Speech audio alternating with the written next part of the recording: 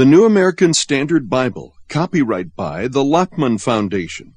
Judges, chapter 1. Now it came about after the death of Joshua that the sons of Israel inquired of the Lord, saying, Who shall go up first for us against the Canaanites to fight against them? The Lord said, Judah shall go up. Behold, I have given the land into his hand. Then Judah said to Simeon his brother, Come up with me into the territory allotted me, that we may fight against the Canaanites, and I in turn will go with you into the territory allotted you. So Simeon went with him. Judah went up, and the Lord gave the Canaanites and the Perizzites into their hands, and they defeated 10,000 men at Bezek. They found Adoni-Bezek in Bezek, and fought against him, and they defeated the Canaanites and the Perizzites. But Adoni-Bezek fled, and they pursued him and caught him, and cut off his thumbs and big toes. Adoni-Bezek said, 70 kings with their thumbs and their big toes cut off used to gather up scraps under my table, as I have done. So God has repaid me. So they brought him to Jerusalem, and he died there. Then the sons of Judah fought against Jerusalem, and captured it, and struck it with the edge of the sword, and set the city on fire. Afterward the sons of Judah went down to fight against the Canaanites living in the hill country, and in the Negev, and in the lowland. So Judah went against the Canaanites who lived in Hebron. Now the name of Hebron formerly was Kiriath-Arba. And they struck Shishai, and Ahiman, and Talmai. Then from there he went against the inhabitants of Debir. Now the name of Debir formerly was Kiriath-Sepher. And Caleb said, The one who attacks Kiriath-Sepher and captures it, I will even give him my daughter Asha for a wife. Othniel the son of Kenaz, Caleb's younger brother, captured it. So he gave him his daughter Asha for a wife. Then it came about, when she came to him, that she persuaded him to ask her father for a field. Then she alighted from her donkey, and Caleb said to her, What do you want? She said to him, Give me a blessing, since you have given me the land of the Negev. Give me also the springs of water. So Caleb gave her the upper springs and the lower springs. The descendants of the Kenite, Moses' father-in-law, went up from the city of palms with the sons of Judah to the wilderness of Judah, which is in the south of Arad. And they went and lived with the people. Then Judah went with Simeon his brother, and they struck the Canaanites living in Zephath, and utterly destroyed it. So the name of the city was called Hormah. And Judah took Gaza with its territory, and Ashkelon with its territory, and Ekron with its territory. Now the Lord was with Judah, and they took possession of the hill country. But they could not drive out the inhabitants of the valley, because they had iron chariots. Then they gave Hebron to Caleb, as Moses had promised, and he drove out from there the 3 sons of Anak. But the sons of Benjamin did not drive out the Jebusites who lived in Jerusalem. So the Jebusites have lived with the sons of Benjamin in Jerusalem to this day. Likewise the house of Joseph went up against Bethel, and the Lord was with them. The house of Joseph spied out Bethel. Now the name of the city was formerly Luz. The spies saw a man coming out of the city, and they said to him, Please show us the entrance to the city, and we will treat you kindly. So he showed them the entrance to the city, and they struck the city with the edge of the sword. But they let the man and all his family go free. The man went into the land of the Hittites, and built a city, and named it Luz, which is its name to this day. But Manasseh did not take possession of Bethshean and its villages, or Tanakh and its villages, or the inhabitants of Dor and its villages, or the inhabitants of Iblim and its villages, or the inhabitants of Megiddo and its villages. So the Canaanites persisted in living in that land. It came about when Israel became strong, that they put the Canaanites to forced labor, but they did not drive them out completely. Ephraim did not drive out the Canaanites who were living in Gezer, so the Canaanites lived in Gezer among them. Zebulun did not drive out the inhabitants of Kitron, or the inhabitants of Naalal, so the Canaanites lived among them and became subject to forced labor. Asher did not drive out the inhabitants of Akko, or the inhabitants of Sidon, or of Elab, or of Ashib, or of Helba, or of Aphek, or of Rehob. So the Asherites lived among the Canaanites, the inhabitants of the land, for they did not drive them out. Naphtali did not drive out the inhabitants of Bethshemesh, or the inhabitants of Bethanath, but lived among the Canaanites, the inhabitants of the land, and the inhabitants of Beth-Shemesh, and Beth-Anath became forced labor for them. Then the Amorites forced the sons of Dan into the hill country, for they did not allow them to come down to the valley. Yet the Amorites persisted in living in Mount Heres, in Ajalon, and in Shalbim. But when the power of the house of Joseph grew strong, they became forced labor. The border of the Amorites ran from the ascent of Akrabim, from Selah and upward. Chapter 2. Now the angel of the Lord came up from Gilgal to Bochim, and he said, I brought you up out of Egypt and led you into the land which I have sworn to your fathers. And I said, I will never break my covenant with you. And as for you, you shall make no covenant with the inhabitants of this land. You shall tear down their altars. But you have not obeyed me. What is this you have done? Therefore I also said, I will not drive them out before you, but they will become as thorns in your sides, and their gods will be a snare to you.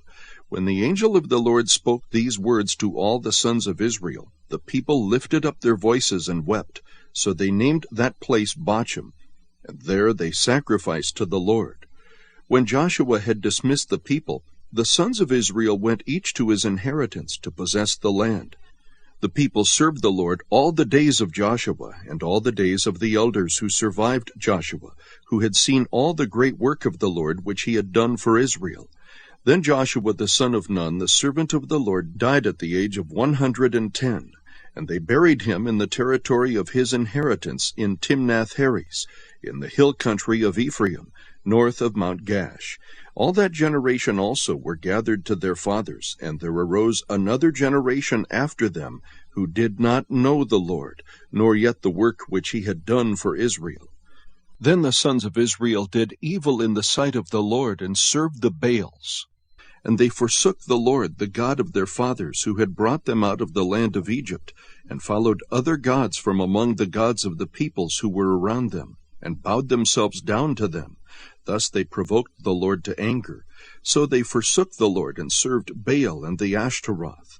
The anger of the Lord burned against Israel, and he gave them into the hands of plunderers who plundered them, and he sold them into the hands of their enemies around them, so that they could no longer stand before their enemies. Wherever they went, the hand of the Lord was against them for evil, as the Lord had spoken, and as the Lord had sworn to them, so that they were severely distressed. Then the Lord raised up judges who delivered them from the hands of those who plundered them. Yet they did not listen to their judges, for they played the harlot after other gods and bowed themselves down to them. They turned aside quickly from the way in which their fathers had walked. In obeying the commandments of the Lord, they did not do as their fathers. When the Lord raised up judges for them, the Lord was with the judge and delivered them from the hand of their enemies all the days of the judge. For the Lord was moved to pity by their groaning because of those who oppressed and afflicted them. But it came about when the judge died, that they would turn back and act more corruptly than their fathers, in following other gods to serve them and bow down to them. They did not abandon their practices or their stubborn ways. So the anger of the Lord burned against Israel.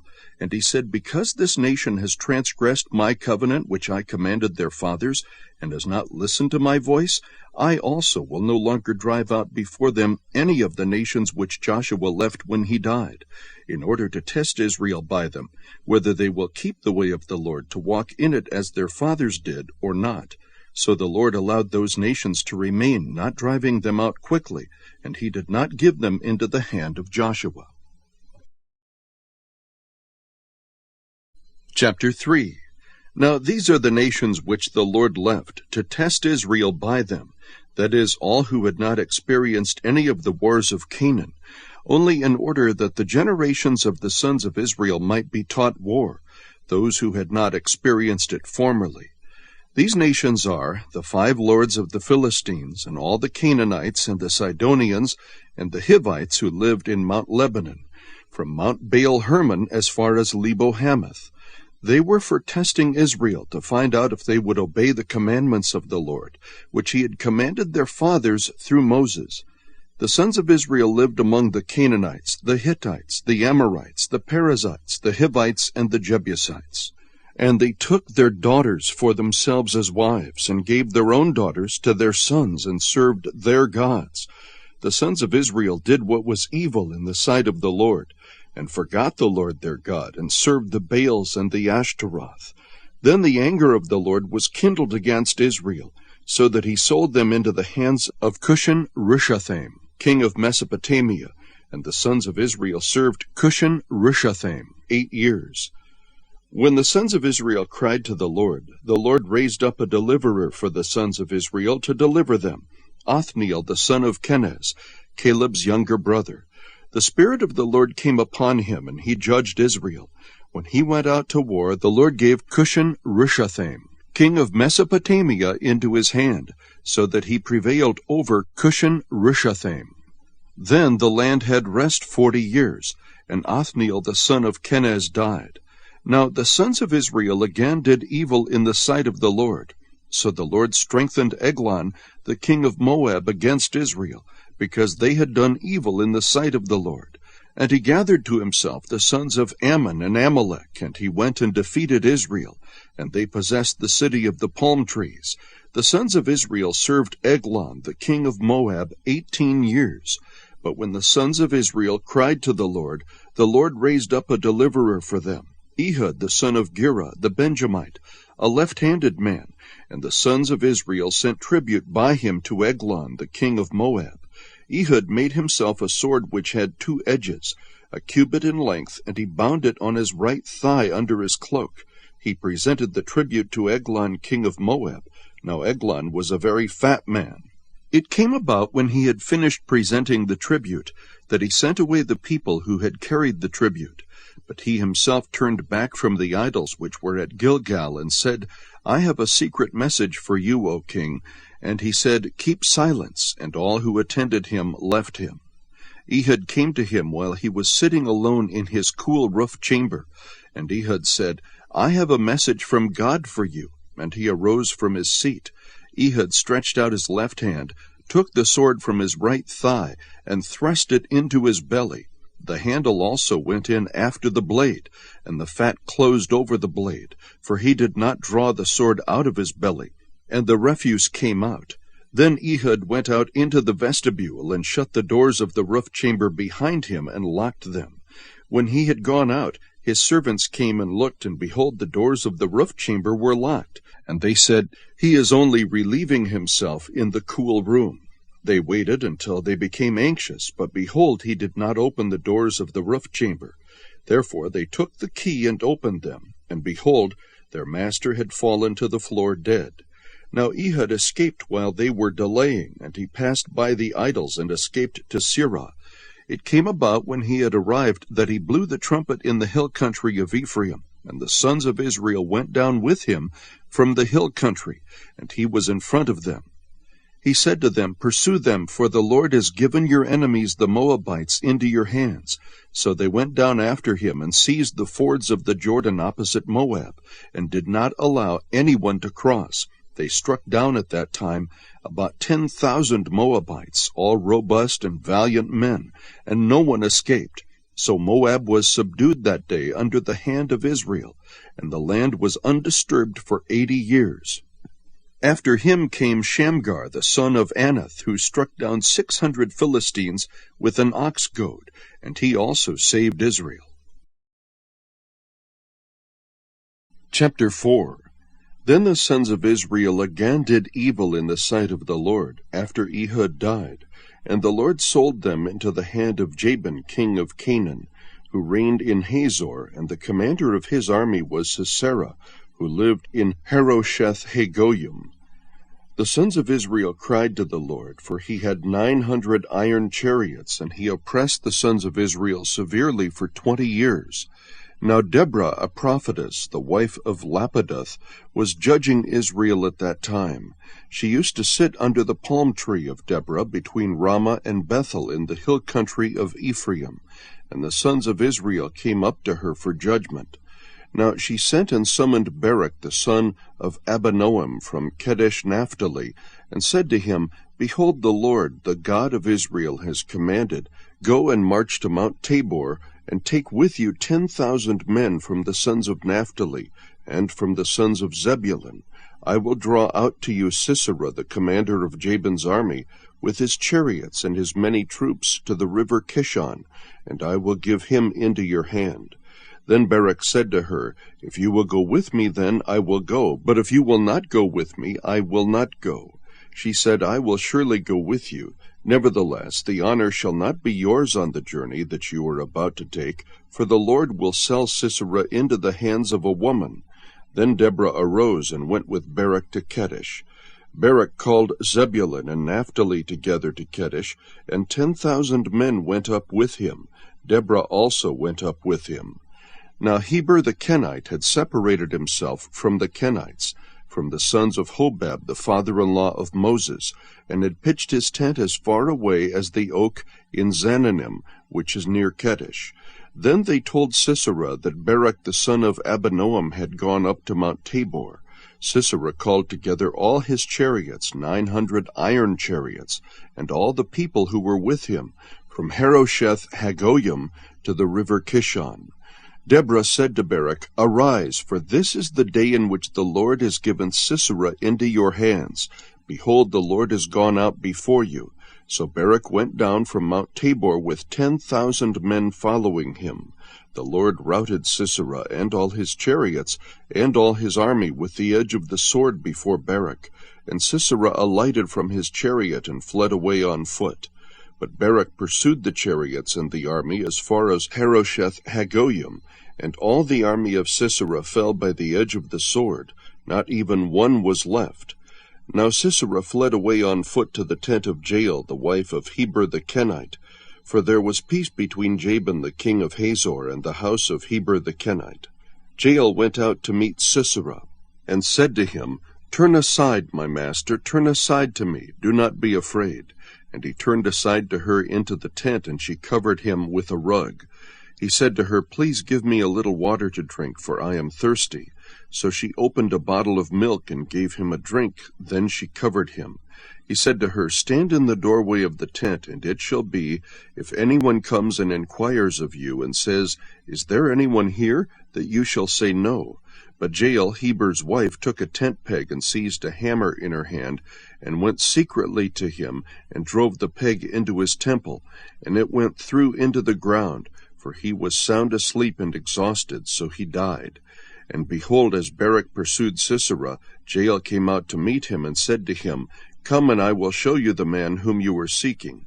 And he entered with her, and behold, Sisera was lying dead with the tent peg in his temple.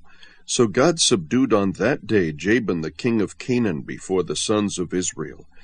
The hands of the sons of Israel pressed heavier and heavier upon Jabin the king of Canaan, until they had destroyed Jabin the king of Canaan. Chapter 5. Then Deborah and Barak the son of Abinoam sang on that day, saying, That the leaders led in Israel, that the people volunteered, Bless the Lord. Hear, O kings, give ear, O rulers. I to the Lord I will sing. I will sing praise to the Lord, the God of Israel. Lord, when you went out from Seir, when you marched from the field of Edom, the earth quaked, the heavens also dripped. Even the clouds dripped water. The mountains quaked at the presence of the Lord. This Sinai at the presence of the Lord, the God of Israel. In the days of Shamgar, the son of Anath, in the days of Jael, the highways were deserted, and travelers went by roundabout ways. The peasantry ceased. They ceased in Israel until I, Deborah, arose, a mother in Israel. New gods were chosen. Then war was in the gates. Not a shield or a spear was seen among 40,000 in Israel. My heart goes out to the commanders of Israel, the volunteers among the people. Bless the Lord. You who ride on white donkeys, you who sit on rich carpets, and you who travel on the road, sing. At the sound of those who divide flocks among the watering places, there they shall recount the righteous deeds of the Lord, the righteous deeds for his peasantry in Israel. Then the people of the Lord went down to the gates. Awake, awake, Deborah! Awake, awake, sing a song! Arise, Barak, and take away your captives, O son of Abinoam. Then survivors came down to the nobles. The people of the Lord came down to me as warriors. From Ephraim those whose root is in Amalek came down. Following you, Benjamin, with your peoples. From Maker commanders came down, and from Zebulun those who wield the staff of office. And the princes of Issachar were with Deborah. As was Issachar, so was Barak. Into the valley they rushed at his heels, among the divisions of Reuben. There were great resolves of heart. Why did you sit among the sheepfolds to hear the piping for the flocks? Among the divisions of Reuben there were great searchings of heart. Gilead remained across the Jordan. And why did Dan stay in ships? Asher sat at the seashore, and remained by its landings. Zebulun was a people who despised their lives even to death, and Naphtali also on the high places of the field. The kings came and fought, then fought the kings of Canaan. At Tanakh near the waters of Megiddo, they took no plunder in silver. The stars fought from heaven. From their courses they fought against Sisera. The torrent of Kishon swept them away, the ancient torrent, the torrent Kishon. O my soul, march on with strength. Then the horse's hoofs beat from the dashing of his valiant steeds. Curse Meroz, said the angel of the Lord, utterly curse its inhabitants, because they did not come to the help of the Lord, against the warriors. Most blessed of women is Jael, the wife of Heber the Kenite. Most blessed is she of women in the tent. He asked for water, and she gave him milk. In a magnificent bowl she brought him curds. She reached out her hand for the tent peg, and her right hand for the workman's hammer. Then she struck Sisera, she smashed his head, and she shattered and pierced his temple. Between her feet he bowed, he fell, he lay. Between her feet he bowed, he fell. Where he bowed, there he fell dead. Out of the window she looked and lamented, the mother of Sisera, through the lattice. Why does his chariot delay in coming? Why do the hoofbeats of his chariots tarry? Her wise princesses would answer her. Indeed, she repeats her words to herself. Are they not finding? Are they not dividing the spoil? A maiden, 2 maidens for every warrior? To Sisera a spoil of dyed work, a spoil of dyed work embroidered, dyed work of double embroidery on the neck of the spoiler. Thus let all your enemies perish, O Lord, but let those who love him be like the rising of the sun in its might. And the land was undisturbed for 40 years. Chapter 6. Then the sons of Israel did what was evil in the sight of the Lord, and the Lord gave them into the hands of Midian 7 years. The power of Midian prevailed against Israel. Because of Midian the sons of Israel made for themselves the dens which were in the mountains, and the caves and the strongholds. For it was when Israel had sown that the Midianites would come up with the Amalekites and the sons of the east and go against them. So they would camp against them and destroy the produce of the earth as far as Gaza, and leave no sustenance in Israel, as well as no sheep, ox, or donkey. For they would come up with their livestock and their tents. They would come in like locusts for number. Both they and their camels were innumerable, and they came into the land to devastate it. So Israel was brought very low because of Midian, and the sons of Israel cried to the Lord. Now it came about when the sons of Israel cried to the Lord on account of Midian, that the Lord sent a prophet to the sons of Israel. And he said to them, Thus says the Lord, the God of Israel, It was I who brought you up from Egypt, and brought you out from the house of slavery. I delivered you from the hands of the Egyptians, and from the hands of all your oppressors, and dispossessed them before you, and gave you their land. And I said to you, I am the Lord your God. You shall not fear the gods of the Amorites in whose land you live, but you have not obeyed me. Then the angel of the Lord came and sat under the oak that was in Ophrah, which belonged to Joash the Abiezrite, as his son Gideon was beating out wheat in the winepress in order to save it from the Midianites. The angel of the Lord appeared to him and said to him, The Lord is with you, O valiant warrior. Then Gideon said to him, O my Lord, if the Lord is with us, why then has all this happened to us? And where are all his miracles which our fathers told us about, saying, Did not the Lord bring us up from Egypt? But now the Lord has abandoned us and given us into the hand of Midian. The Lord looked at him and said, Go in this your strength and deliver Israel from the hand of Midian. Have I not sent you? He said to him, O Lord, how shall I deliver Israel? Behold, my family is the least in Manasseh, and I am the youngest in my father's house.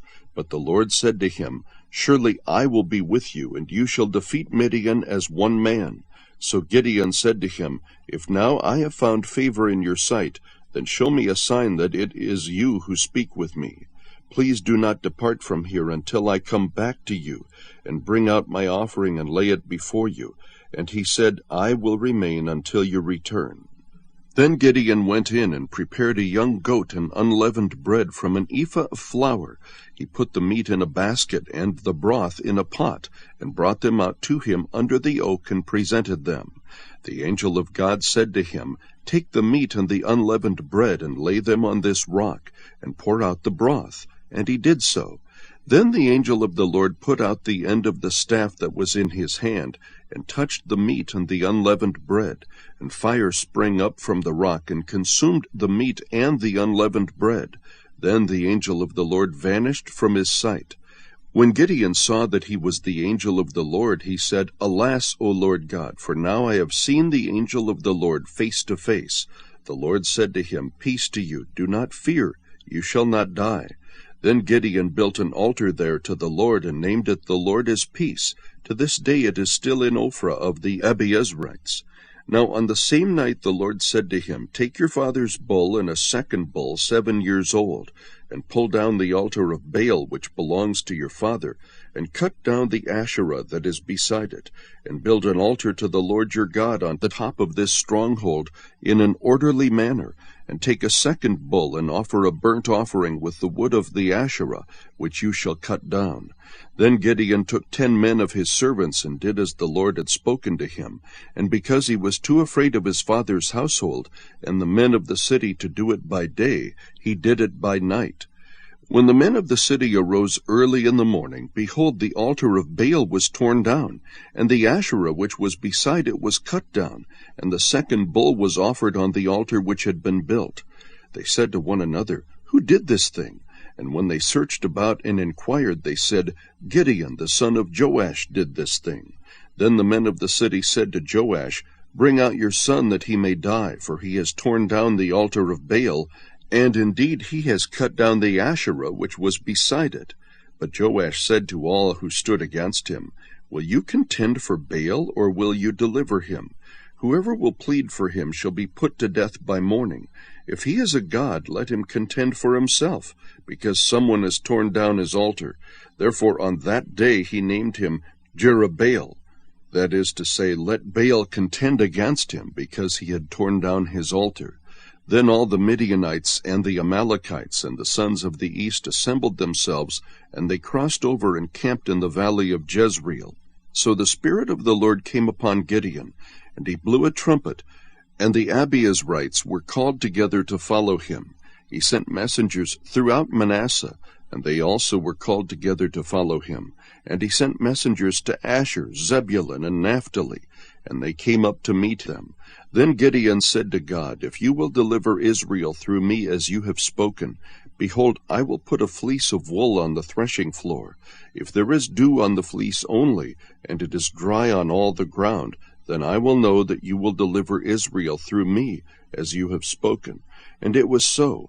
When he arose early the next morning and squeezed the fleece, he drained the dew from the fleece, a bowl full of water. Then Gideon said to God, Do not let your anger burn against me, that I may speak once more. Please let me make a test once more with the fleece. Let it now be dry only on the fleece, and let there be dew on all the ground. God did so that night, for it was dry only on the fleece, and dew was on all the ground. Chapter 7.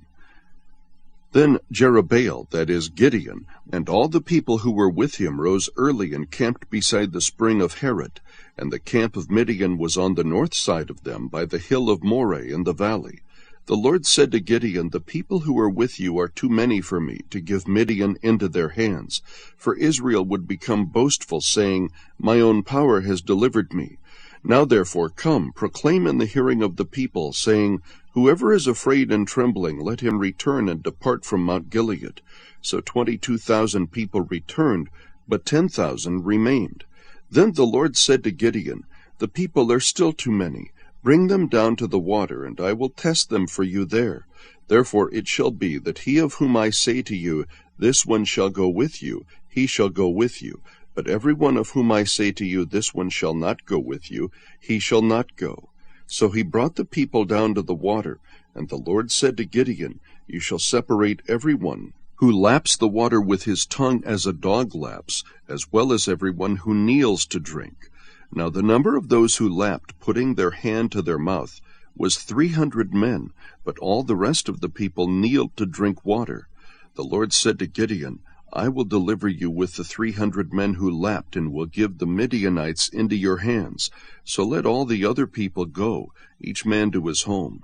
So the 300 men took the people's provisions and their trumpets into their hands, and Gideon sent all the other men of Israel, each to his tent, but retained the 300 men, and the camp of Midian was below him in the valley.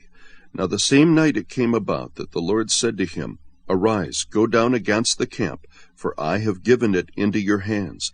But if you are afraid to go down, go with Purah your servant down to the camp, and you will hear what they say, and afterward your hands will be strengthened, that you may go down against the camp."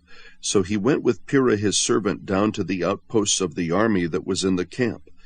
Now the Midianites and the Amalekites and all the sons of the east were lying in the valley as numerous as locusts, and their camels were without number, numerous as the sand on the seashore. When Gideon came, behold, a man was relating a dream to his friend. And he said, "Behold, I had a dream. A loaf of barley bread was tumbling into the camp of Midian, and it came to the tent and struck it, so that it fell, and turned it upside down, so that the tent lay flat." His friend replied, "This is nothing less than the sword of Gideon, the son of Joash, a man of Israel. God has given Midian and all the camp into his hand." When Gideon heard the account of the dream and its interpretation, he bowed in worship. He returned to the camp of Israel and said, "Arise, for the Lord has given the camp of Midian into your hands." He divided the 300 men into 3 companies, and he put trumpets and empty pitchers into the hands of all of them, with torches inside the pitchers. He said to them, "Look at me and do likewise, and behold, when I come to the outskirts of the camp, do as I do. When I and all who are with me blow the trumpet, then you also blow the trumpets all around the camp, and say, 'For the Lord and for Gideon.'" So Gideon and the 100 men who were with him came to the outskirts of the camp at the beginning of the middle watch, when they had just posted the watch, and they blew the trumpets and smashed the pitchers that were in their hands. When the 3 companies blew the trumpets and broke the pitchers, they held the torches in their left hands, and the trumpets in their right hands for blowing, and cried, "A sword for the Lord and for Gideon." Each stood in his place around the camp, and all the army ran, crying out as they fled. When they blew 300 trumpets, the Lord set the sword of one against another, even throughout the whole army. And the army fled as far as Bethshittah toward Zererah, as far as the edge of Abel-Mahalah by Tabbath. The men of Israel were summoned from Naphtali and Asher and all Manasseh, and they pursued Midian. Gideon sent messengers throughout all the hill country of Ephraim, saying, "Come down against Midian, and take the waters before them, as far as Beth-barah and the Jordan." So all the men of Ephraim were summoned, and they took the waters as far as Beth-barah and the Jordan. They captured the 2 leaders of Midian, Oreb and Zeb, and they killed Oreb at the rock of Oreb, and they killed Zeb at the winepress of Zeb, while they pursued Midian, and they brought the heads of Oreb and Zeb to Gideon from across the Jordan. Chapter 8. Then the men of Ephraim said to him, "What is this thing you have done to us, not calling us when you went to fight against Midian?" And they contended with him vigorously. But he said to them, "What have I done now in comparison with you? Is not the gleaning of the grapes of Ephraim better than the vintage of Abiezer? God has given the leaders of Midian, Oreb and Zeb, into your hands.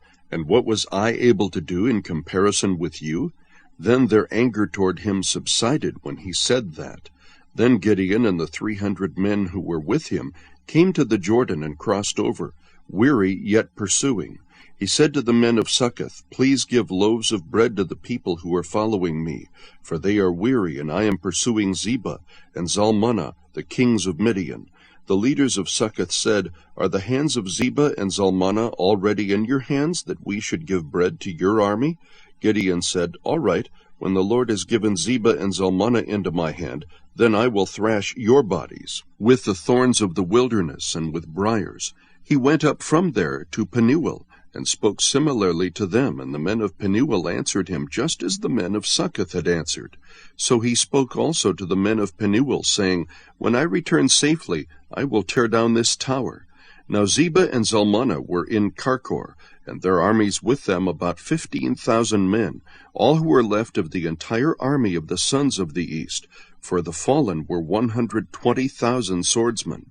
Gideon went up by the way of those who lived in tents on the east of Nobah and Jogbehah, and attacked the camp when the camp was unsuspecting. When Zebah and Zalmunna fled, he pursued them and captured the 2 kings of Midian, Zebah and Zalmunna, and routed the whole army.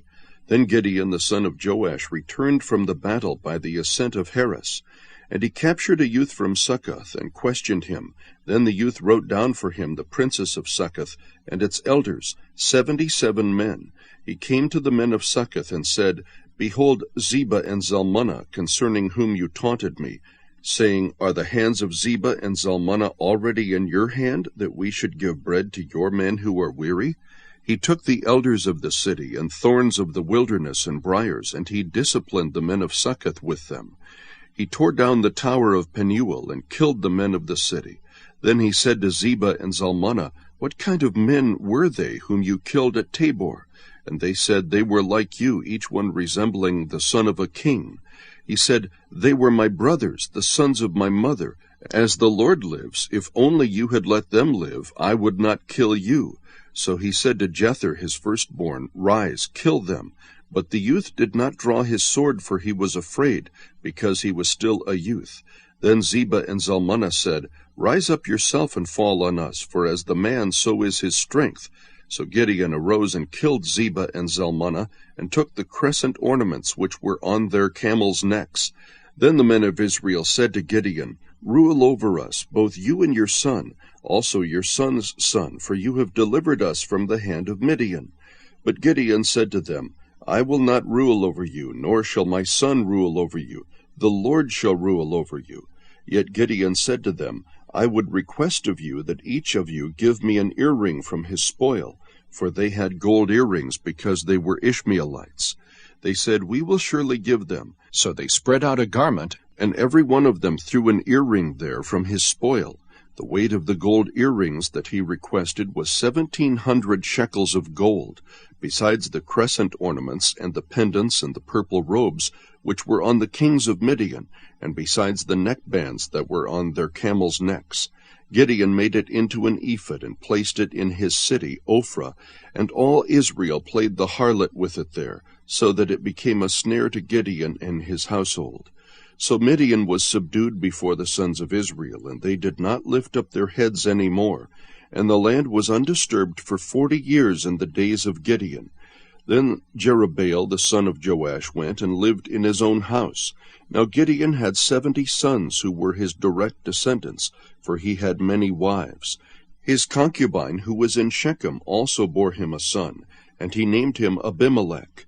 And Gideon the son of Joash died at a ripe old age, and was buried in the tomb of his father Joash in Ophrah of the Abiezrites. Then it came about, as soon as Gideon was dead, that the sons of Israel again played the harlot with the Baals, and made Baal-berith their god. Thus the sons of Israel did not remember the Lord their God, who had delivered them from the hands of all their enemies on every side, nor did they show kindness to the household of Jerubbaal, that is Gideon, in accord with all the good that he had done to Israel. Chapter 9.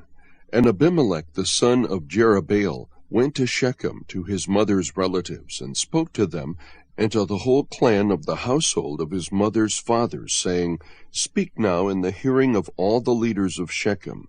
Which is better for you, that 70 men, all the sons of Jerubbaal, rule over you, or that one man rule over you? Also remember that I am your bone and your flesh. And his mother's relatives spoke all these words on his behalf in the hearing of all the leaders of Shechem, and they were inclined to follow Abimelech, for they said, "He is our relative."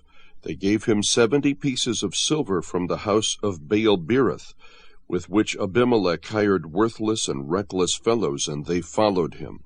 Then he went to his father's house at Ophrah, and killed his brothers, the sons of Jerubbaal, 70 men, on one stone.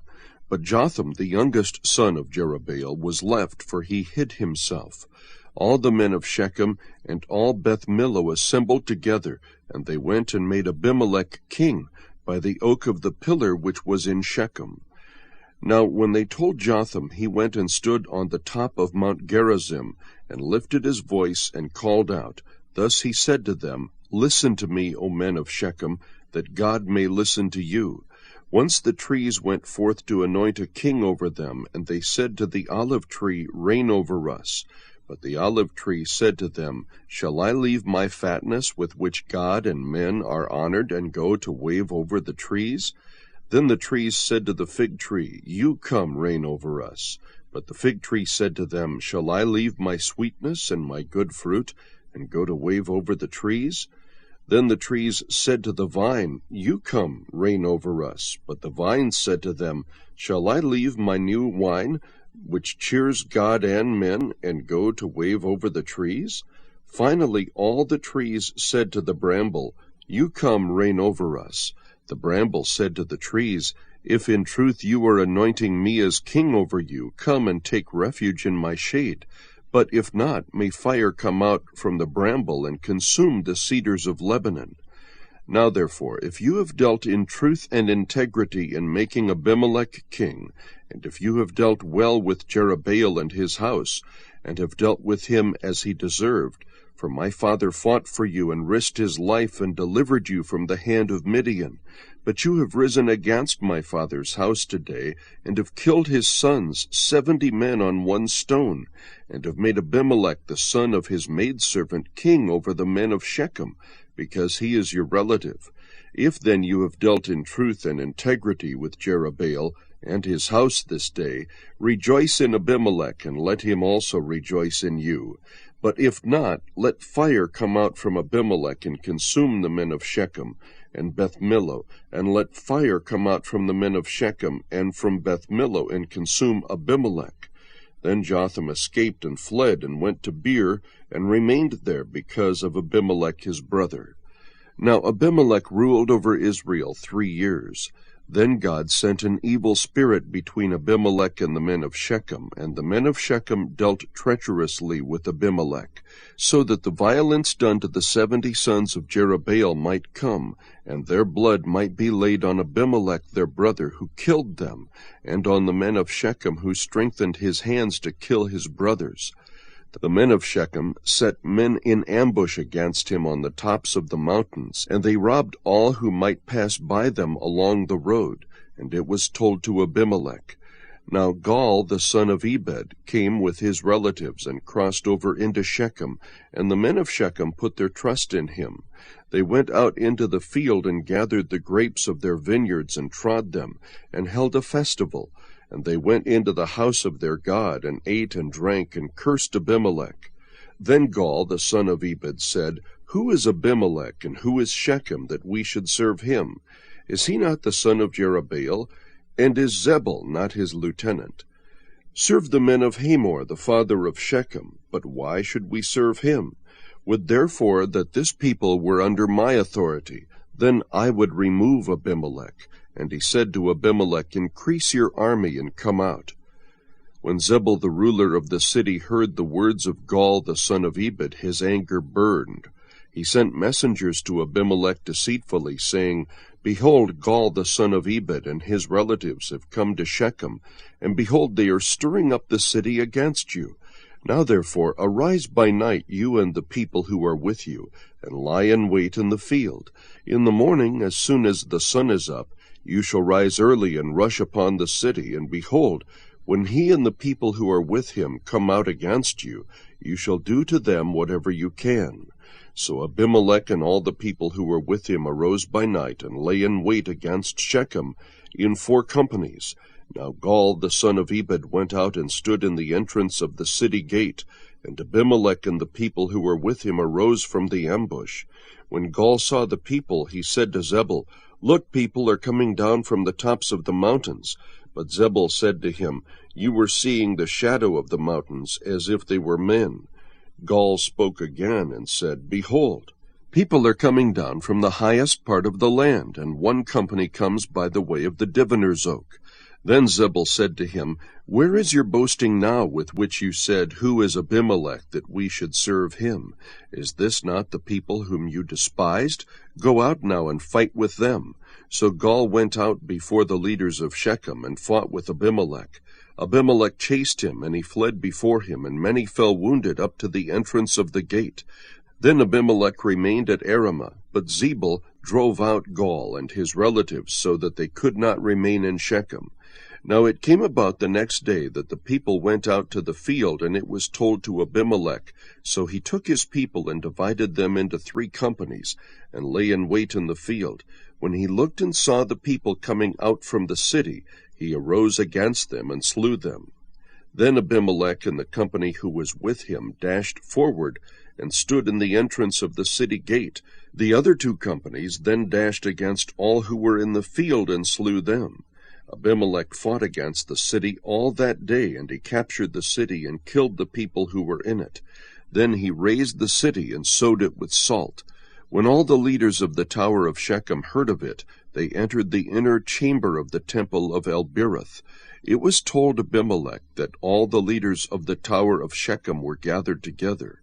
So Abimelech went up to Mount Zalmon, he and all the people who were with him, and Abimelech took an axe in his hand, and cut down a branch from the trees, and lifted it, and laid it on his shoulder. Then he said to the people who were with him, "What you have seen me do, hurry and do likewise." All the people also cut down each one his branch, and followed Abimelech, and put them on the inner chamber, and set the inner chamber on fire over those inside, so that all the men of the tower of Shechem also died, about 1,000 men and women. Then Abimelech went to Thebez, and he camped against Thebez and captured it. But there was a strong tower in the center of the city, and all the men and women with all the leaders of the city fled there and shut themselves in, and they went up on the roof of the tower. So Abimelech came to the tower and fought against it, and approached the entrance of the tower to burn it with fire. But a certain woman threw an upper millstone on Abimelech's head, crushing his skull. Then he called quickly to the young man, his armor-bearer, and said to him, "Draw your sword and kill me, so that it will not be said of me, 'A woman slew him.'" So the young man pierced him through, and he died. When the men of Israel saw that Abimelech was dead, each departed to his home. Thus God repaid the wickedness of Abimelech, which he had done to his father in killing his 70 brothers. Also God returned all the wickedness of the men of Shechem on their heads, and the curse of Jotham, the son of Jerubbaal, came upon them. Chapter 10. Now after Abimelech died, Tola the son of Puah, the son of Dodo, a man of Issachar, arose to save Israel, and he lived in Shamar, in the hill country of Ephraim. He judged Israel 23 years. Then he died and was buried in Shamar. After him Jair the Gileadite arose and judged Israel 22 years. He had 30 sons who rode on 30 donkeys, and they had 30 cities in the land of Gilead that are called Havoth Jair to this day. And Jair died and was buried in Canaan. Then the sons of Israel again did evil in the sight of the Lord, served the Baals and the Ashtaroth, the gods of Aram, the gods of Sidon, the gods of Moab, the gods of the sons of Ammon, and the gods of the Philistines.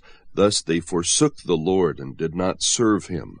The anger of the Lord burned against Israel, and he sold them into the hands of the Philistines, and into the hands of the sons of Ammon. They afflicted and crushed the sons of Israel that year. For 18 years they afflicted all the sons of Israel who were beyond the Jordan in Gilead, in the land of the Amorites. The sons of Ammon crossed the Jordan to fight also against Judah, Benjamin, and the house of Ephraim, so that Israel was greatly distressed. Then the sons of Israel cried out to the Lord, saying, We have sinned against you, for indeed we have forsaken our God and served the Baals.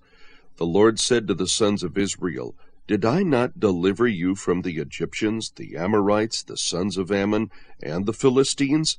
Also when the Sidonians, the Amalekites, and the Maonites oppressed you, you cried out to me, and I delivered you from their hands.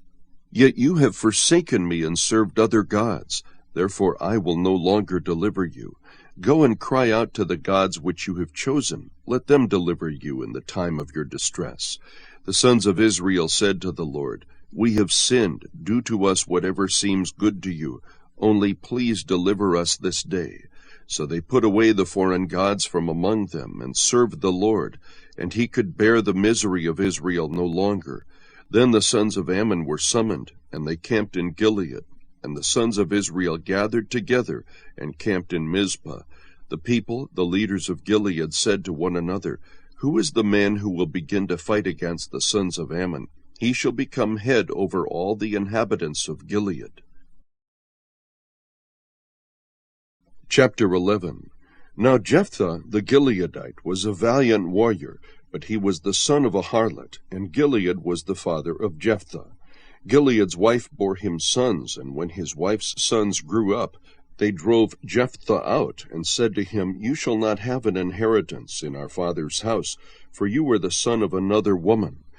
So Jephthah fled from his brothers, and lived in the land of Tob. And worthless fellows gathered themselves about Jephthah, and they went out with him. It came about after a while that the sons of Ammon fought against Israel. When the sons of Ammon fought against Israel, the elders of Gilead went to get Jephthah from the land of Tob. And they said to Jephthah, Come and be our chief, that we may fight against the sons of Ammon. Then Jephthah said to the elders of Gilead, Did you not hate me and drive me from my father's house? So why have you come to me now when you were in trouble? The elders of Gilead said to Jephthah, For this reason we have now returned to you, that you may go with us and fight with the sons of Ammon, and become head over all the inhabitants of Gilead.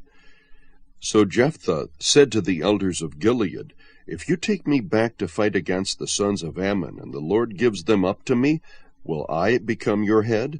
The elders of Gilead said to Jephthah, The Lord is witness between us. Surely we will do as you have said. Then Jephthah went with the elders of Gilead, and the people made him head and chief over them. And Jephthah spoke all his words before the Lord at Mizpah. Now Jephthah sent messengers to the king of the sons of Ammon, saying, What is between you and me, that you have come to me to fight against my land? The king of the sons of Ammon said to the messengers of Jephthah, Because Israel took away my land when they came up from Egypt, from the Arnon as far as the Jabbok and the Jordan, therefore return them peaceably now. But Jephthah sent messengers again to the king of the sons of Ammon, and they said to him, Thus says Jephthah, Israel did not take away the land of Moab, nor the land of the sons of Ammon. For when they came up from Egypt, and Israel went through the wilderness to the Red Sea, and came to Kadesh, then Israel sent messengers to the king of Edom, saying, Please let us pass through your land. But the king of Edom would not listen, and they also sent to the king of Moab, but he would not consent. So Israel remained at Kadesh. Then they went through the wilderness and around the land of Edom and the land of Moab, and came to the east side of the land of Moab, and they camped beyond the Arnon. But they did not enter the territory of Moab, for the Arnon was the border of Moab. And Israel sent messengers to Sihon, king of the Amorites, the king of Heshbon. And Israel said to him, Please let us pass through your land to our place. But Sihon did not trust Israel to pass through his territory. So Sihon gathered all his people, and camped in Jahaz, and fought with Israel. The Lord, the God of Israel, gave Sihon and all his people into the hand of Israel, and they defeated them. So Israel possessed all the land of the Amorites, the inhabitants of that country. So they possessed all the territory of the Amorites, from the Arnon as far as the Jabbok, and from the wilderness as far as the Jordan. Since now the Lord, the God of Israel, drove out the Amorites from before his people Israel, are you then to possess it? Do you not possess what Chemosh your God gives you to possess? So whatever the Lord our God has driven out before us, we will possess it. Now are you any better than Balak the son of Zippor, king of Moab? Did he ever strive with Israel, or did he ever fight against them? While Israel lived in Heshbon and its villages, and in Aroer and its villages, and in all the cities that are on the banks of the Arnon 300 years, why did you not recover them within that time? I therefore have not sinned against you, but you were doing me wrong by making war against me. May the Lord, the judge today between the sons of Israel and the sons of Ammon. But the king of the sons of Ammon disregarded the message which Jephthah sent him. Now the Spirit of the Lord came upon Jephthah, so that he passed through Gilead and Manasseh. Then he passed through Mizpah of Gilead, and from Mizpah of Gilead he went on to the sons of Ammon. Jephthah made a vow to the Lord and said, If you will indeed give the sons of Ammon into my hand, then it shall be that whatever comes out of the doors of my house to meet me when I return in peace from the sons of Ammon, it shall be the Lord's, and I will offer it up as a burnt offering. So Jephthah crossed over to the sons of Ammon to fight against them, and the Lord gave them into his hand. He struck them with a very great slaughter from Aroer to the entrance of Minnith, 20 cities, and as far as Abel Keramim. So the sons of Ammon were subdued before the sons of Israel. When Jephthah came to his house at Mizpah, behold, his daughter was coming out to meet him with tambourines and with dancing. Now she was his one and only child. Besides her he had no son or daughter. When he saw her, he tore his clothes and said, Alas, my daughter, you have brought me very low, and you are among those who trouble me, for I have given my word to the Lord, and I cannot take it back. So she said to him, My father, you have given your word to the Lord. Do to me as you have said.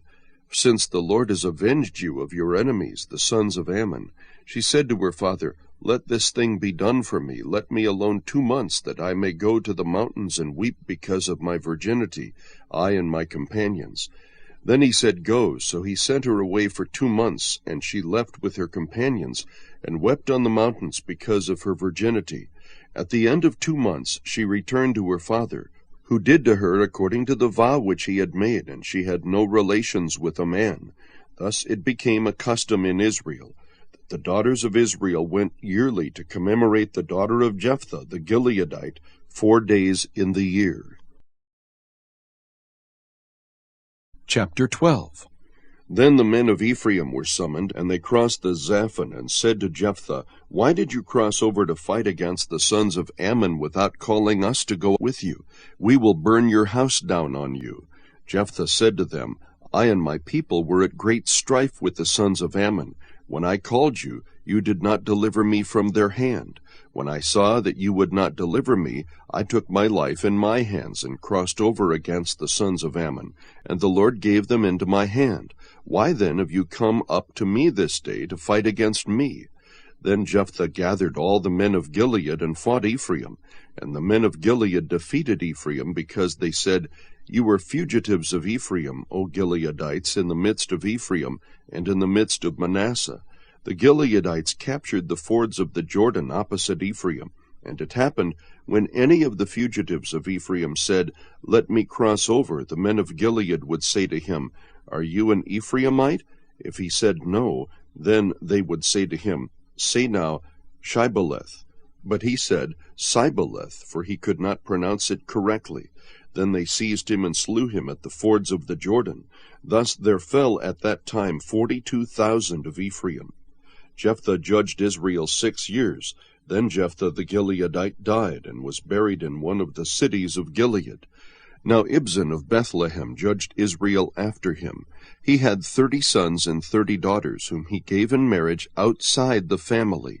And he brought in 30 daughters from outside for his sons, and he judged Israel 7 years. Then Ibzan died, and was buried in Bethlehem. Now Elon the Zebulunite judged Israel after him, and he judged Israel 10 years. Then Elon the Zebulunite died, and was buried at Ajalon in the land of Zebulun.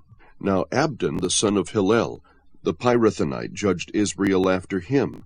He had 40 sons and 30 grandsons who rode on 70 donkeys, and he judged Israel 8 years. Then Abdon the son of Hillel, the Pirathonite, died and was buried at Pirathon in the land of Ephraim, in the hill country of the Amalekites.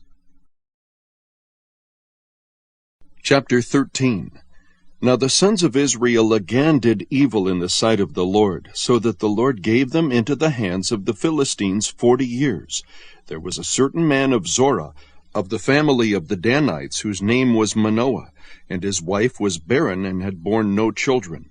Then the angel of the Lord appeared to the woman and said to her, Behold now, you are barren and have borne no children, but you shall conceive and give birth to a son.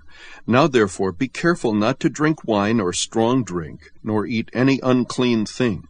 For behold, you shall conceive and give birth to a son, and no razor shall come upon his head, for the boy shall be a Nazirite to God from the womb, and he shall begin to deliver Israel from the hands of the Philistines. Then the woman came and told her husband, saying, A man of God came to me, and his appearance was like the appearance of the angel of God, very awesome. And I did not ask him where he came from, nor did he tell me his name. But he said to me, Behold, you shall conceive and give birth to a son, and now you shall not drink wine or strong drink, nor eat any unclean thing, for the boy shall be a Nazirite to God from the womb to the day of his death.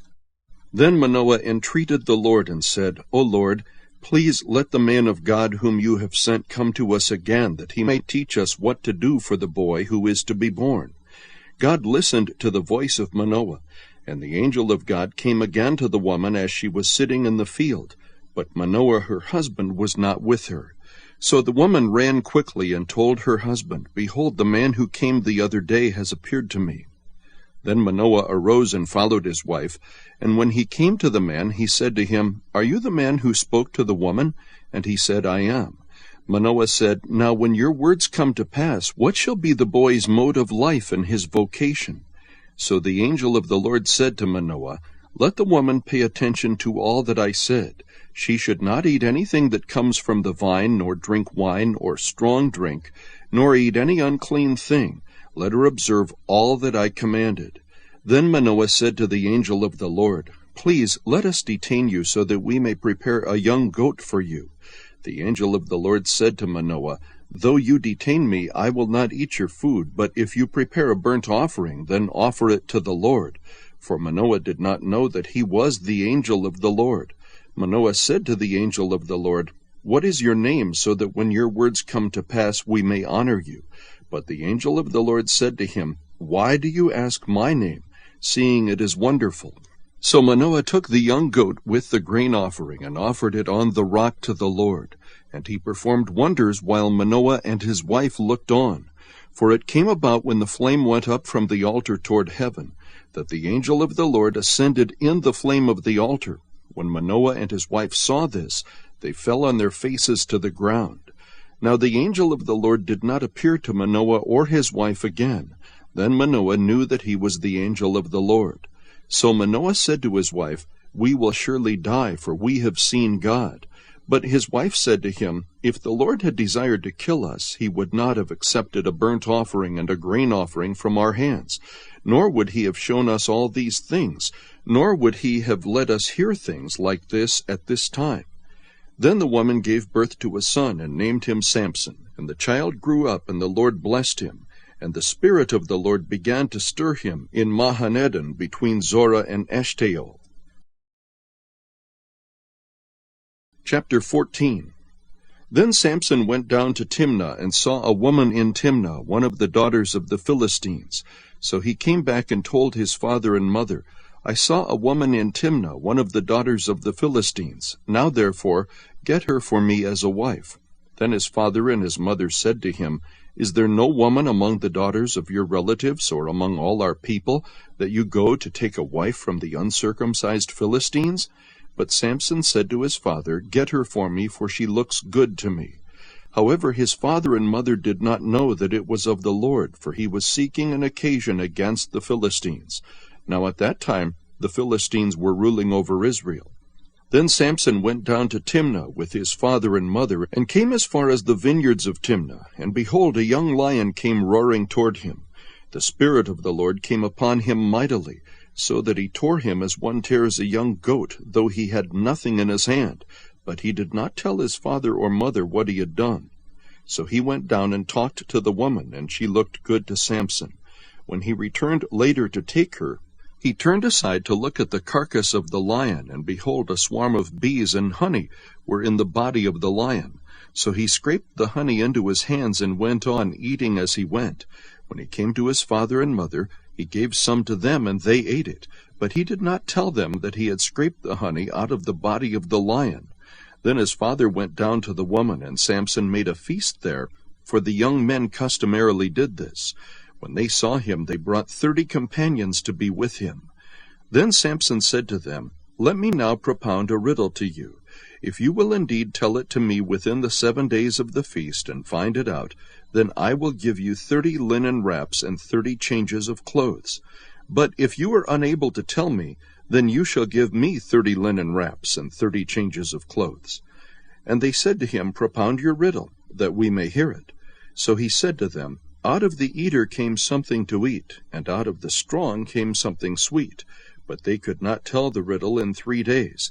Then it came about on the 4th day that they said to Samson's wife, "Entice your husband so that he will tell us the riddle, or we will burn you in your father's house with fire. Have you invited us to impoverish us? Is this not so?"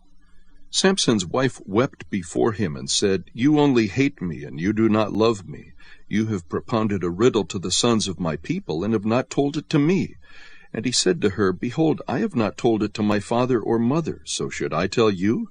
However, she wept before him 7 days while their feast lasted. And on the 7th day he told her, because she pressed him so hard. She then told the riddle to the sons of her people. So the men of the city said to him on the 7th day before the sun went down, "What is sweeter than honey, and what is stronger than a lion?" And he said to them, "If you had not plowed with my heifer, you would not have found out my riddle." Then the Spirit of the Lord came upon him mightily, and he went down to Ashkelon and killed 30 of them, and took their spoil, and gave the changes of clothes to those who told the riddle. And his anger burned, and he went up to his father's house. But Samson's wife was given to his companion, who had been his friend. Chapter 15. But after a while, in the time of wheat harvest, Samson visited his wife with a young goat, and said, "I will go in to my wife in her room." But her father did not let him enter. Her father said, "I really thought that you hated her intensely, so I gave her to your companion. Is not her younger sister more beautiful than she? Please let her be yours instead." Samson then said to them, "This time I shall be blameless in regard to the Philistines when I do them harm." Samson went and caught 300 foxes, and took torches and turned the foxes tail to tail, and put one torch in the middle between 2 tails. When he had set fire to the torches, he released the foxes into the standing grain of the Philistines, thus burning up both the shocks and the standing grain, along with the vineyards and groves. Then the Philistines said, "Who did this?" And they said, "Samson, the son-in-law of the Timnite, because he took his wife and gave her to his companion." So the Philistines came up and burned her and her father with fire. Samson said to them, "Since you act like this, I will surely take revenge on you, but after that I will quit." He struck them ruthlessly with a great slaughter, and he went down and lived in the cleft of the rock of Edom. Then the Philistines went up and camped in Judah, and spread out in Lehi. The men of Judah said, "Why have you come up against us?" And they said, "We have come up to bind Samson, in order to do to him as he did to us." Then 3,000 men of Judah went down to the cleft of the rock of Edom, and said to Samson, "Do you not know that the Philistines are rulers over us? What then is this that you have done to us?" And he said to them, "As they did to me, so I have done to them." They said to him, "We have come down to bind you, so that we may give you into the hands of the Philistines." And Samson said to them, "Swear to me that you will not kill me." So they said to him, "No, but we will bind you fast, and give you into their hands, yet surely we will not kill you." Then they bound him with 2 new ropes, and brought him up from the rock.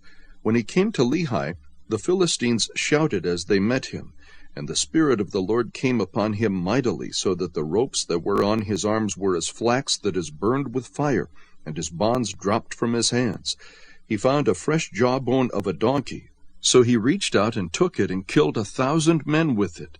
Then Samson said, "With the jawbone of a donkey, heaps upon heaps, with the jawbone of a donkey, I have killed 1,000 men." When he had finished speaking, he threw the jawbone from his hand, and he named that place Ramath-Lehi.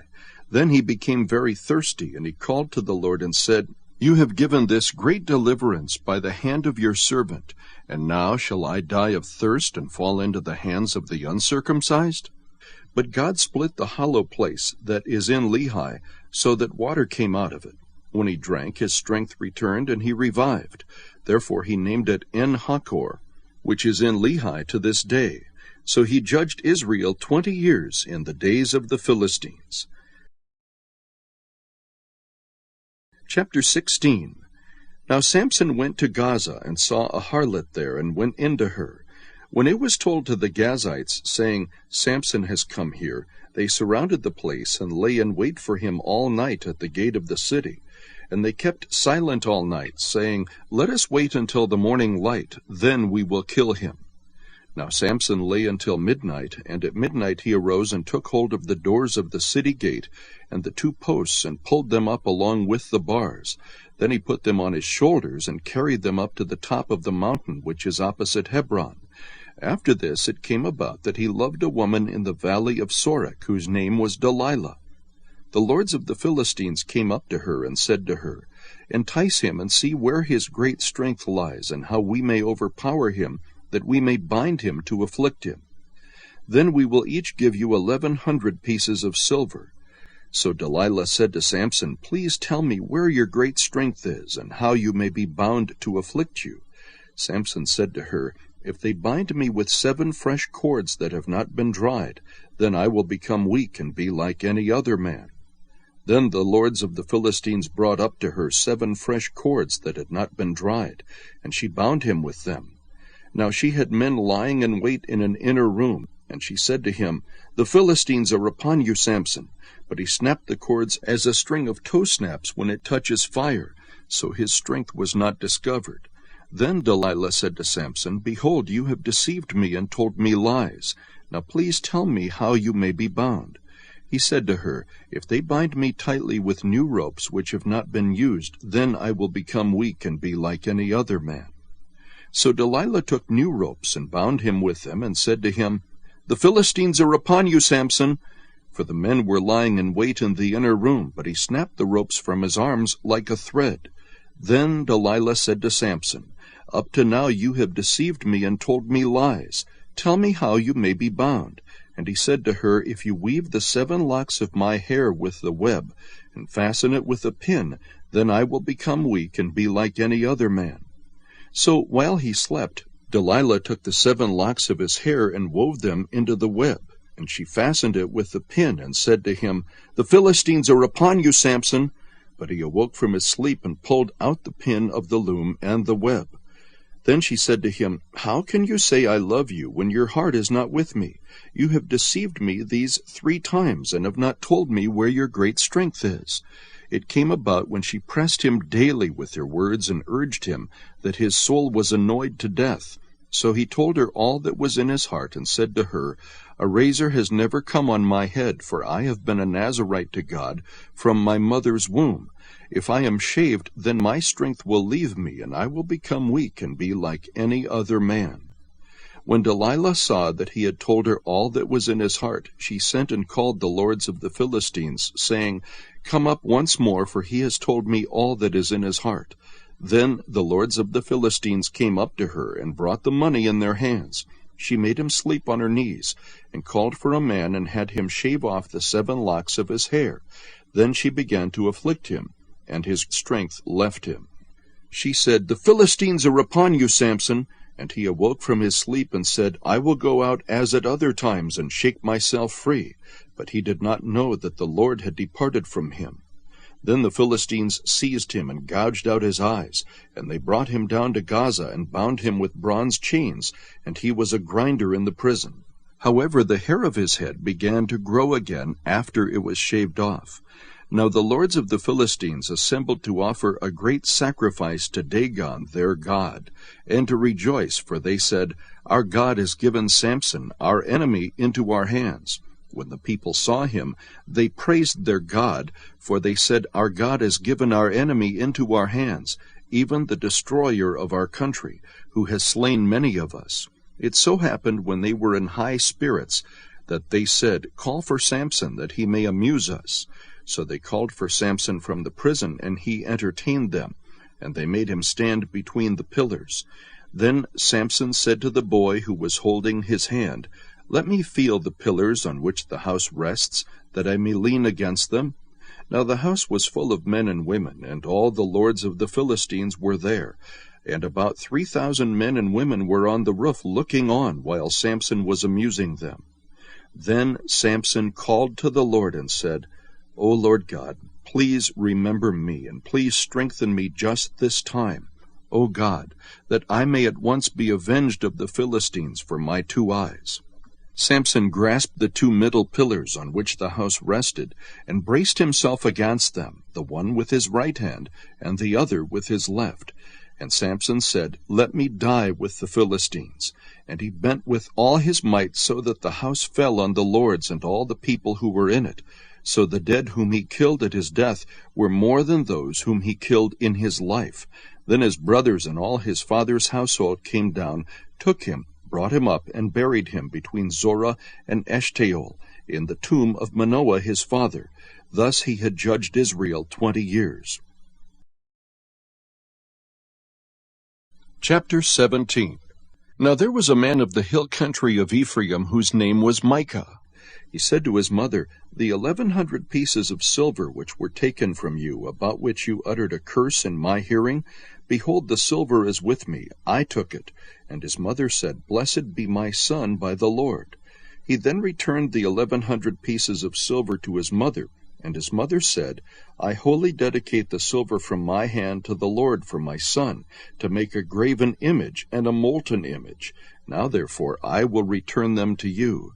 So when he returned the silver to his mother took 200 pieces of silver, and gave them to the silversmith, who made them into a graven image and a molten image, and they were in the house of Micah.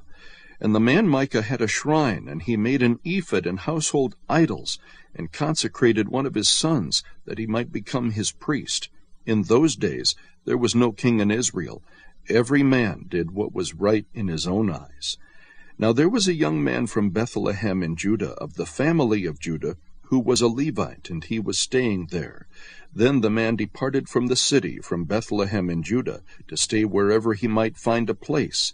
And as he made his journey, he came to the hill country of Ephraim, to the house of Micah. Micah said to him, Where do you come from? And he said to him, I am a Levite from Bethlehem in Judah, and I am going to stay wherever I may find a place. Micah then said to him, Dwell with me, and be a father and a priest to me, and I will give you 10 pieces of silver a year, a suit of clothes, and your maintenance. So the Levite went in. The Levite agreed to live with the man, and the young man became to him like one of his sons. So Micah consecrated the Levite, and the young man became his priest, and lived in the house of Micah. Then Micah said, Now I know that the Lord will prosper me, seeing I have a Levite as priest. Chapter 18. In those days there was no king of Israel, and in those days the tribe of the Danites was seeking an inheritance for themselves to live in, for until that day an inheritance had not been allotted to them as a possession among the tribes of Israel. So the sons of Dan sent from their family 5 men out of their whole number, valiant men from Zorah and Eshtaol, to spy out the land and to search it. And they said to them, Go, search the land. And they came to the hill country of Ephraim, to the house of Micah, and lodged there. When they were near the house of Micah, they recognized the voice of the young man, the Levite, and they turned aside there and said to him, Who brought you here? And what are you doing in this place?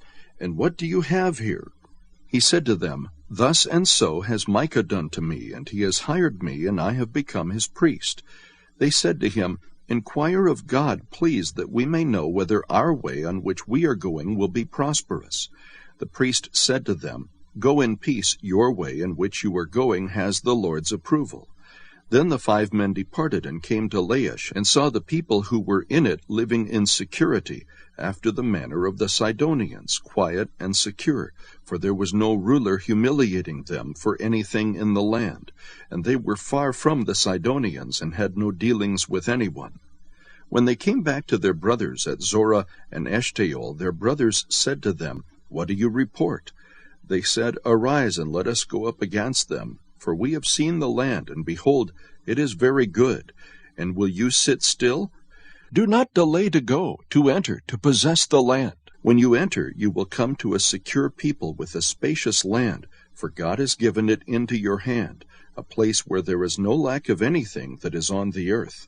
Then, from the family of the Danites, from Zorah and from Eshtaol, 600 men armed with weapons of war set out. They went up and camped at Kiriath-Jearim in Judah. Therefore they called that place Mahanadan to this day. Behold, it is west of Kiriath-Jearim. They passed from there to the hill country of Ephraim, and came to the house of Micah. Then the 5 men who went to spy out the country of Laish said to their kinsmen, Do you know that there are in these houses an ephod and household idols, and a graven image and a molten image? Now therefore consider what you should do. They turned aside there, and came to the house of the young man, the Levite, to the house of Micah, and asked him of his welfare. The 600 men armed with their weapons of war, who were of the sons of Dan, stood by the entrance of the gate.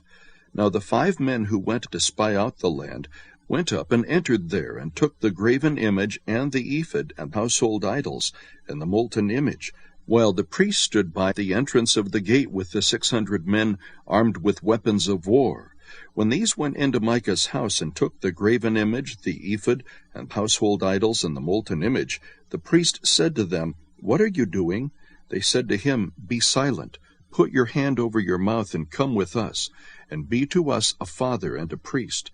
Is it better for you to be a priest to the house of one man, or to be priest to a tribe and a family in Israel? The priest's heart was glad, and he took the ephod, and household idols, and the graven image, and went among the people. Then they turned and departed, and put the little ones, and the livestock, and the valuables in front of them. When they had gone some distance from the house of Micah, the men who were in the houses near Micah's house assembled and overtook the sons of Dan. They cried to the sons of Dan, who turned around and said to Micah, What is the matter with you, that you have assembled together? He said, You have taken away my gods which I made, and the priest, and have gone away. And what do I have besides? So how can you say to me, What is the matter with you? The sons of Dan said to him, Do not let your voice be heard among us, or else fierce men will fall upon you, and you will lose your life, with the lives of your household. So the sons of Dan went on their way, and when Micah saw that they were too strong for him, he turned and went back to his house. Then they took what Micah had made, and the priest who had belonged to him, and came to Laish, to a people quiet and secure, and struck them with the edge of the sword, and they burned the city with fire. And there was no one to deliver them, because it was far from Sidon, and they had no dealings with anyone. And it was in the valley which is near Beth-Rahab. And they rebuilt the city, and lived in it. They called the name of the city Dan, after the name of Dan their father, who was born in Israel. However, the name of the city formerly was Laish. The sons of Dan set up for themselves the graven image, and Jonathan the son of Gershom, the son of Manasseh, he and his sons were priests to the tribe of the Danites until the day of the captivity of the land. So they set up for themselves Micah's graven image which he had made, all the time that the house of God was at Shiloh. Chapter 19. Now it came about in those days, when there was no king in Israel, that there was a certain Levite staying in the remote part of the hill country of Ephraim, who took a concubine for himself from Bethlehem in Judah. But his concubine played the harlot against him, and she went away from him to her father's house in Bethlehem in Judah, and was there for a period of 4 months. Then her husband arose and went after her, to speak tenderly to her, in order to bring her back, taking with him his servant and a pair of donkeys. So she brought him into her father's house, and when the girl's father saw him, he was glad to meet him. His father-in-law, the girl's father, detained him, and he remained with him 3 days. So they ate and drank and lodged there. Now on the 4th day they got up early in the morning, and he prepared to go. And the girl's father said to his son-in-law, "Sustain yourself with a piece of bread, and afterward you may go." So both of them sat down and ate and drank together. And the girl's father said to the man, "Please be willing to spend the night, and let your heart be merry." Then the man arose to go, but his father-in-law urged him, so he spent the night there again. On the 5th day he arose to go early in the morning, and the girl's father said, "Please sustain yourself and wait until afternoon." So both of them ate. When the man arose to go along with his concubine and servant, his father-in-law, the girl's father, said to him, "Behold now, the day has drawn to a close. Please spend the night. Lo, the day is coming to an end. Spend the night here, that your heart may be merry. Then tomorrow you may arise early for your journey, so that you may go home."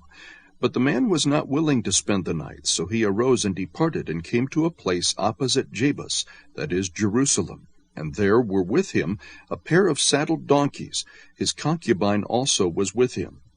When they were near Jebus, the day was almost gone, and the servant said to his master, "Please come and let us turn aside into this city of the Jebusites, and spend the night in it." However, his master said to him, "We will not turn aside into the city of foreigners who are not of the sons of Israel, but we will go on as far as Gibeah." He said to his servant, "Come and let us approach one of these places, and we will spend the night in Gibeah or Ramah." So they passed along and went their way, and the sun set on them near Gibeah, which belongs to Benjamin. They turned aside there in order to enter and lodge in Gibeah. When they entered, they sat down in the open square of the city, for no one took them into his house to spend the night. Then, behold, an old man was coming out of the field from his work at evening. Now the man was from the hill country of Ephraim, and he was staying in Gibeah, but the men of the place were Benjamites. And he lifted up his eyes and saw the traveler in the open square of the city. And the old man said, "Where are you going, and where do you come from?" He said to him, "We are passing from Bethlehem in Judah to the remote part of the hill country of Ephraim, for I am from there, and I went to Bethlehem in Judah. But I am now going to my house, and no man will take me into his house. Yet there is both straw and fodder for our donkeys, and also bread and wine for me, your maidservant, and the young man who is with your servants. There is no lack of anything." The old man said, "Peace to you, only let me take care of all your needs. However, do not spend the night in the open square." So he took him into his house and gave the donkeys fodder, and they washed their feet and ate and drank. While they were celebrating, behold, the men of the city, certain worthless fellows, surrounded the house, pounding the door, and they spoke to the owner of the house, the old man, saying, "Bring out the man who came into your house, that we may have relations with him." Then the man, the owner of the house, went out to them and said to them, "No, my fellows, please do not act so wickedly. Since this man has come into my house, do not commit this act of folly. Here is my virgin daughter and his concubine.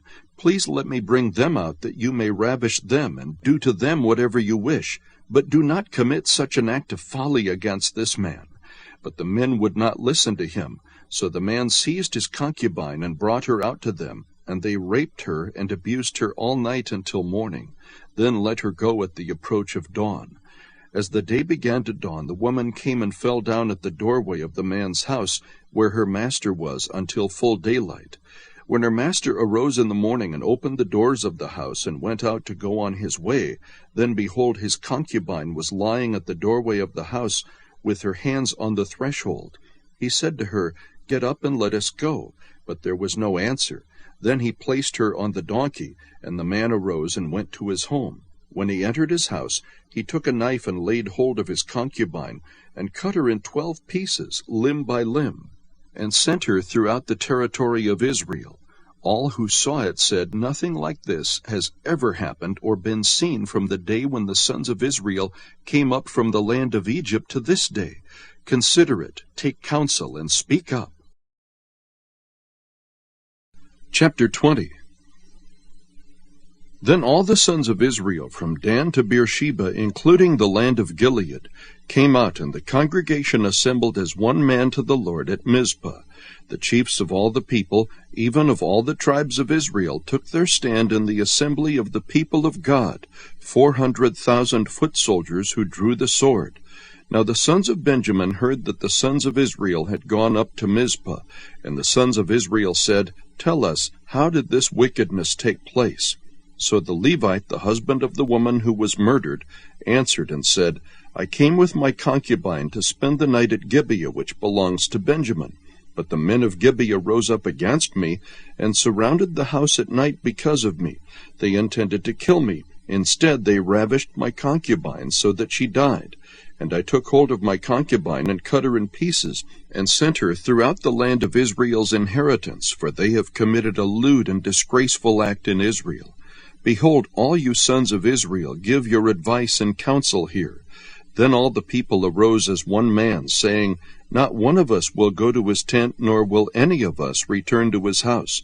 But now this is the thing which we will do to Gibeah.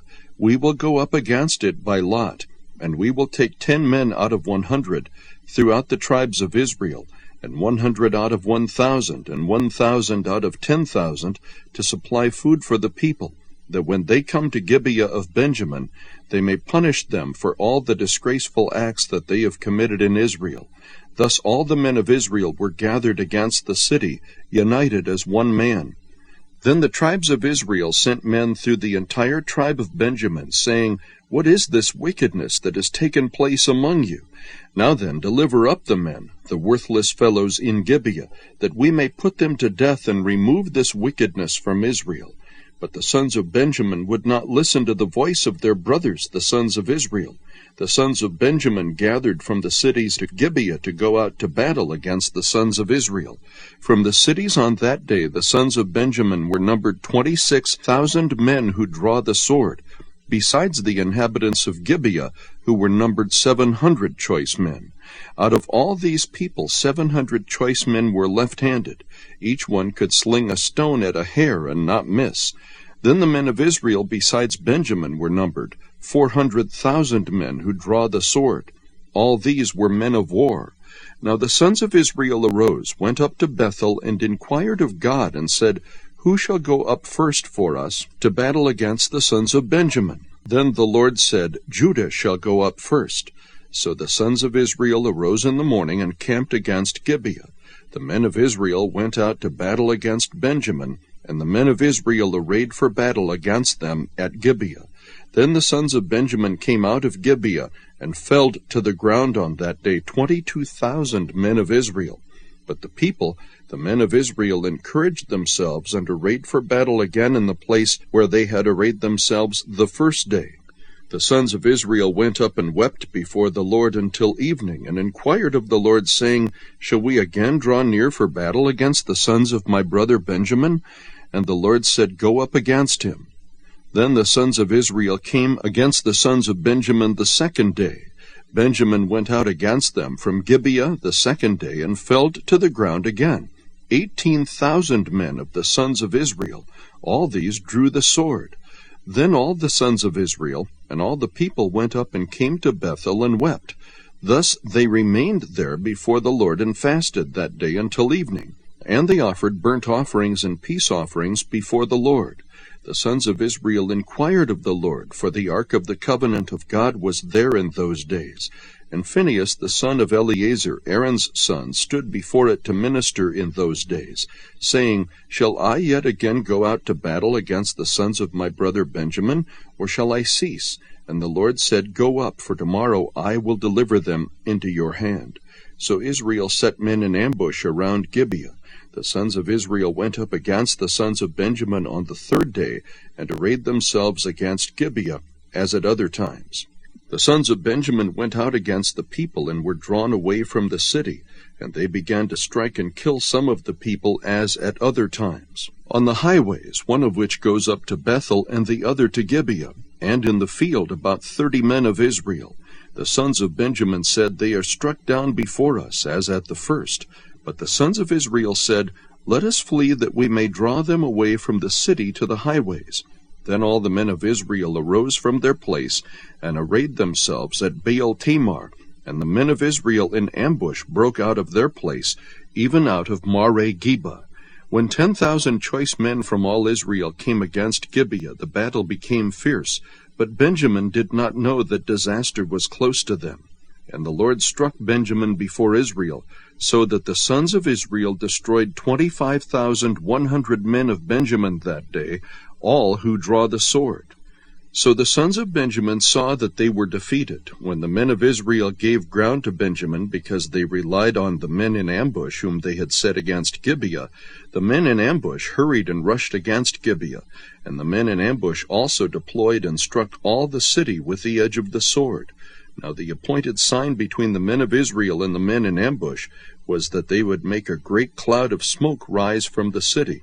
Then the men of Israel turned in the battle, and Benjamin began to strike and kill about 30 men of Israel, for they said, "Surely they are defeated before us, as in the first battle." But when the cloud began to rise from the city in a column of smoke, Benjamin looked behind them, and behold, the whole city was going up in smoke to heaven.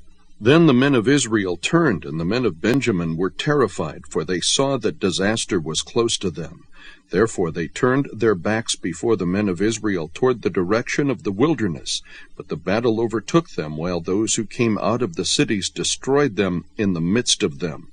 They surrounded Benjamin, pursued them without rest, and trod them down opposite Gibeah toward the east. Thus 18,000 men of Benjamin fell. All these were valiant warriors. The rest turned and fled toward the wilderness to the rock of Rimmon. But they caught 5,000 of them on the highways, and overtook them at Gittim, and killed 2,000 of them. So all of Benjamin who fell that day were 25,000 men who draw the